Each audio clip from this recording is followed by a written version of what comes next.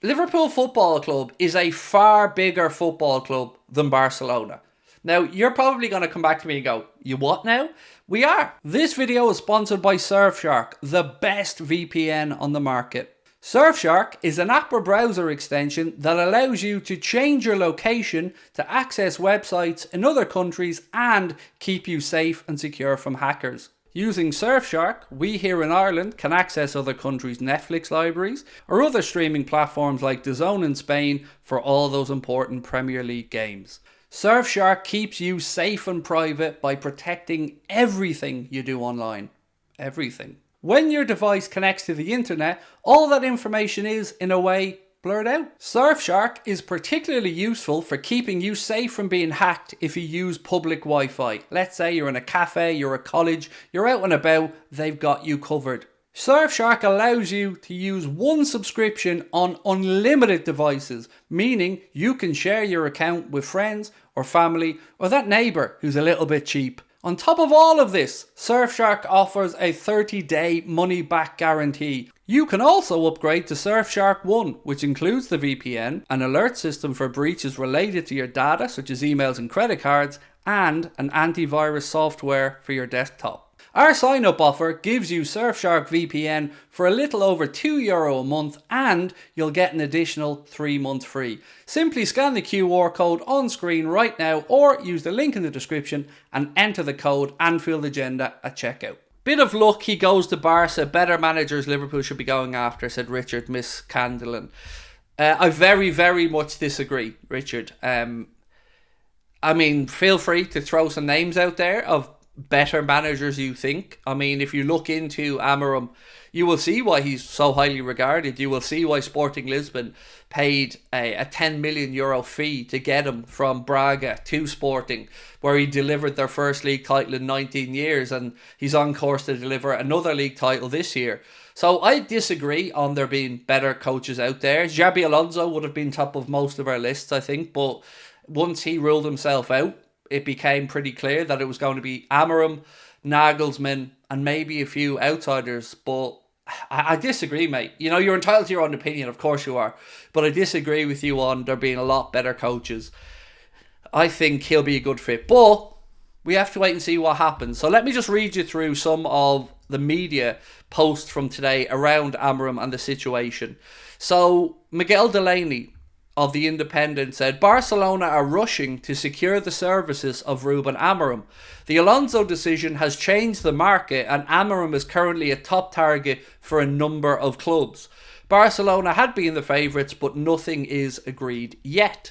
Now, just to go back to our friend a moment ago who was speaking about there being a lot of better coaches or managers out there, as I mentioned, lots of clubs are looking to bring in Ruben Amorim, and for good reason. It feels a bit weird though. At the moment, looking around the landscape of managers, I keep using the phrase changing of the guard because I can't think of a better one. But it does feel like Pep, Klopp, Mourinho, Ancelotti, Conte perhaps, that era of manager, I'm not saying they're coming to an end, but there's a new young crop of coaches, the likes of Amorim, Nagelsmann, many others as well that we could speak about, who are coming through, Xabi Alonso, Graham Potter, I guess you could, Eddie Howe, that are coming through that will be the next big thing, and that's what they're trying to do here.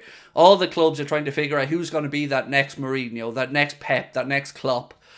And it is somewhat of a guessing game, you're right. You can only mitigate these decisions so much, but ultimately somebody's going to have to take a chance and see how it works out, and there's no guarantees. I'm not going to sit here and say if Ruben Amorim comes in we're guaranteed to win league titles. I don't know that, but I certainly feel like it's an exciting potential appointment.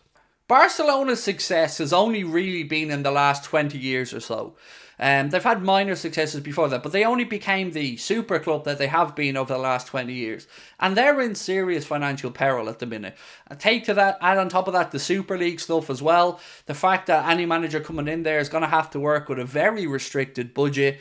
And yes, it will be appealing to Ruben Amorim. It's Barcelona still at the end of the day. But don't be so defeatist about our opportunities. Liverpool is a huge club, mate. A huge club. And Ruben Amorim will make up his own mind. And I'm not going to sit here and say to you he'll absolutely tell Barcelona to do one. I don't know the answer to that. But we're still a huge club. Don't underestimate how much pulling power Liverpool has. Craig, my mate said to me today, Chelsea are also looking at Amorim. Have you heard anything on that? Yes, I have. And Chelsea are indeed casting their eye over Ruben Amorim. But really, if you're any manager now, like, I'll sit here and say to you, Barcelona job, that's appealing, even with the financial restraints. But honestly, Chelsea are a bit of a laughing stock right now. The club's all over the place. The ownership situation's up and down. They may have to sell a load of players to sort FFP out. They could face a points deduction. It's just not a very appealing job for a manager right now. So whatever concerns you may have over Barcelona and Ruben Amorim, I certainly wouldn't be too concerned over Chelsea and Amorim. I mean, would you go there if you were a coach? Jack said, if Amorim rejects us for Barca, I'd start to worry something is really wrong with what FSG are offering to these guys in terms of tools and funds. I think that's fair, Jack. Alonso was one situation, fair enough. Everybody lost out on Alonso. Bayer Leverkusen kept their coach, and Bayern, ourselves and anybody else lost out on him. But you're right, mate. If the second person on that list then chooses to go elsewhere, I think it is a concern. Definitely.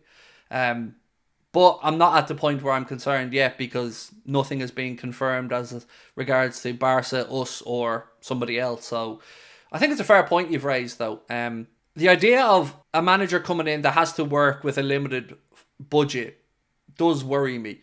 Because if you look at one of the reasons why Ruben Amorim was so highly regarded by FSG was that he did punch above his weight. He did deliver a league title to Sporting with a smaller budget than Benfica and Porto.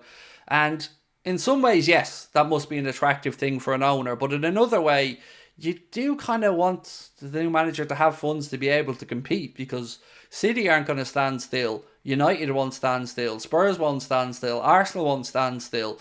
So yeah, I get the concern. And I just hope that, well, you know what? I'm going to be honest. If you ask me what I think is going to happen, I think, like I've said before, some of the funding for Amorim to act in the transfer market will come from the sale of Mohamed Salah. That's one of the things that I have to be honest about. That's what I think will happen. We'll sell him and that money will be given to the manager to go and spend on areas of the squad that he thinks need attention. And that's another reason, by the way, that FSG are so impressed, and Michael Edwards is so impressed with Ruben Amorim, is that he puts his faith in youth.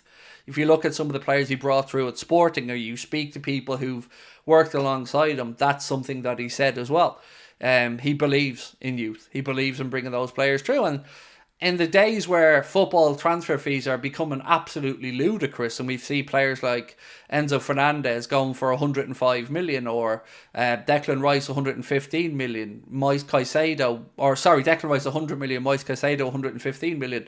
If you can bring somebody through from your academy that maybe cost you £500,000 or £1 million to bring into the club, that is, I mean, an owner's wet dream, for want of a better phrase. And also for us as fans, there's something extra special about an academy product coming through, especially if they're an academy product who's a local boy like Trent. But if you can bring through academy players, that's setting you up in a good way financially, and of course a good sustainable way.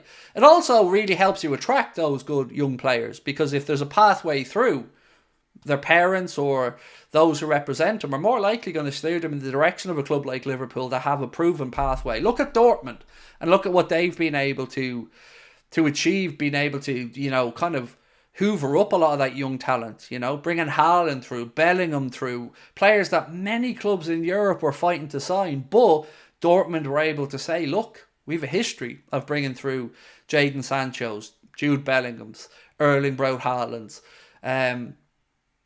and we're heading in that direction as well. So I think it's all good. Do we need to spend 80 million for another VVD, or is Kwanzaa that guy? I think he'll be that guy. He's so composed, the sky's the limit. So, one, I agree on Kwanzaa. Going to save us an absolute fortune. But I do think we need to spend relatively big on a centre-back. Whether that's Diamonde, whether that's Inacio, whether we visit and try to get Levi Colwill out of Chelsea, whether we go completely right field and try and get Branthwaite from Everton, I don't know. But I think we will see Liverpool spend between 50 and 60 million on a centre-back in the summer window. Because we need to. If Ruben Amorim comes in and wants to play his preferred system, we need 3 centre-backs. And I was only thinking to myself the other day, imagine a world where you had like Inacio on the left, Van Dijk in the middle, Canade on the right, with Gomez and Kwanzaa as options as cover, and maybe Sepp van den Berg coming back. That works well. And another thing that Ruben Amorim loves with the centre-backs is that they have to be ball-playing centre-backs who can carry the ball upfield and, you know, make it easier to thread balls through to midfield and to link up with the lone striker in a system and the 2 number 10s. But he does like ball-playing, ball-carrying centre-backs. Jose in. No. But Amorim, look, I know this has been talked about with Villas-Boas and all before, but I do think Amorim is the next big coach to come out of Portugal, the Mourinho-esque, although he hasn't achieved what Jose did, which was of course winning the Champions League with that Porto team, which was an amazing team. And I think Jose Mourinho spoke previously about this, and he said one of the biggest things that they were able to do that helped them succeed was to keep that Porto team together for as long as they did. That allowed them to create those bonds and that consistency to go and win that Champions League. Woofu Blam Blam, what a name. Said, Craig, do you think we still get Amorim? All the signs point to confidence from the Liverpool side. A lot of journalists, whilst some people have said it's done, I definitely don't have that information. Do I think we get him? Really, I don't know. I hope so, but I feel we all became a little bit, not all of us, sorry, that's me being unfair again. I feel many of us, definitely me included, felt like Alonso was almost a given, you know? And that humbled me somewhat, that Alonso chose to remain at Leverkusen and turn down Liverpool, Bayern. So I don't want to be as arrogant around Ruben Amorim. But I certainly feel like right now, yeah, it's looking quite possible. Do you think Amorim will prefer Liverpool over Barca? Said Elder Seric, or Cherick. Again, apologies if I mispronounce her. I'd say yes, but I'm a Liverpool fan, so obviously I look at everything through very biased Liverpool eyes. I can't speak for Ruben Amorim, but if you look at it without any emotion attached to it, I would say right now the Liverpool job's a more attractive job. More stability at the club. Certainly finances are in better shape. A really good squad with good young players coming through. Now look, La Masia always produces good players as well.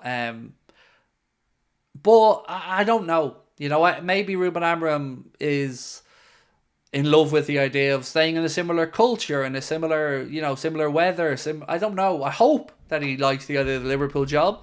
Certainly a lot of the journalist murmurings have been that he's been fairly encouraging and given encouraging signs towards Liverpool.